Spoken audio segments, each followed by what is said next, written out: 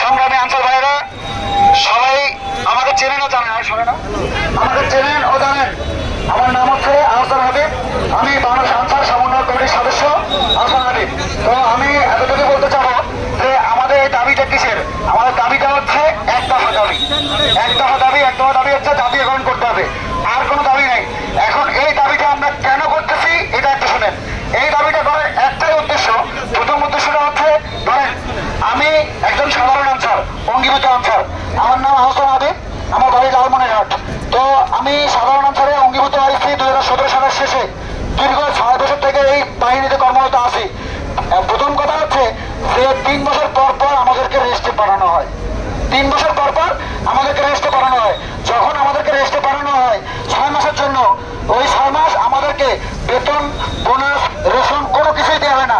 ওই 6 মাস আমাদের কোনো খোঁজ খবর থাকে না, ওই 6 মাস আমাদের কাছে পোশাক থাকে না, ওই 6 মাস আমাদের কোনো পরিচয় থাকে না, ঠিক কিনা? এই 6 মাস আমরা কোথায় যাবো, কার কাছে যাবো, আমরা কি করবো? এই 6 মাস আমরা কিছু করতে পারবো? 6 মাস পরে আমার পুনরায় আমাদেরকে যোগদান করতে হয়। তো এই 6 মাস আমার ফ্যামিলি আছে না, আমার বউ আছে, বাচ্চা আছে, আমার বাবা আছে, মা আছে, সবাইকে আমি ফ্যামিলি বড় সন্তান, আমাকে সবাইকে চালাইতে হয়, আমাকে সবাইকে চালাইতে হয়। এই 6 মাস আমি কি করবো? এই 6 মাস আমার চলাফেরার খোঁজ খবর এই 6 মাস কে দিবে আমাকে? তো এই জন্যই মূল দাবি হচ্ছে আমাদের একটাই, মূল দাবি, অন্য কোনো কথা নেই।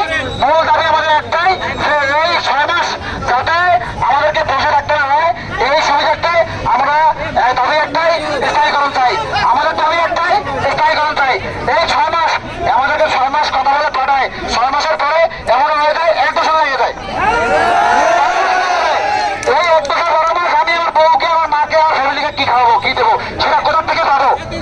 এই জন্যই জাতীয়করণটা প্রধান, জাতীয়করণটা প্রধান, এটা আমরা চাই। আমার দাবি একটাই, একটা হয় এক দাবি, জাতীয়করণ করতে হবে। জনতা জীবন দিয়েছে, আর আমরা আনসার বাহিনী 1952 সাল থেকে অনেক জীবন চলে যাচ্ছে। আমাদের একজন প্লাটুন কমান্ডার আব্দুল জব্বার ভাই শহীদ হয়েছে। 1966 সালে 6 দফা আন্দোলনের জন্য বাংলাদেশ আনসার বাহিনী জীবন দিয়েছে। সেই দিন বাংলাদেশের police, BGB, answer, fire service, অন্যান্য বাহিনী কোথায় ছিল? কেউ ছিল না। আমরা সাধারণ আনসার ছিলাম। আর সাধারণ আনসার আমরা অবহেলিত হয়ে গেছি। আমরা আর চুক্তি ভিত্তিক থাকবো না। আমরা সাধারণ আনসার, আমরা সবাই গ্রাজুয়েট, আমরা সবাই ট্রেনিং প্রাপ্ত, আমরা সবাই অন্যান্য বাহিনীর সাথে, বিজিবির সাথে, পুলিশের সাথে, বিমানবন্দর, ব্যাংকে, নৌপথে এবং সড়ক পথে, অন্যান্য কেপিএ শাখার সঙ্গে এবং পুলিশের সাথে, অন্যান্য রাস্তা পথে এবং ট্রেন যখন চালাপোড়া করেছিল, আমরা আনসার সদস্য সেখানে ডিউটি করছিলাম।